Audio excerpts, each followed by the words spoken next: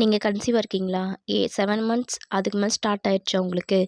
இனிமேல் நீங்கள் பண்ண வேண்டிய விஷயங்கள் என்னென்னு பார்த்தீங்கன்னா, பேபி ஆல்மோஸ்ட் வந்துட்டு வளர்ந்துருக்கும்.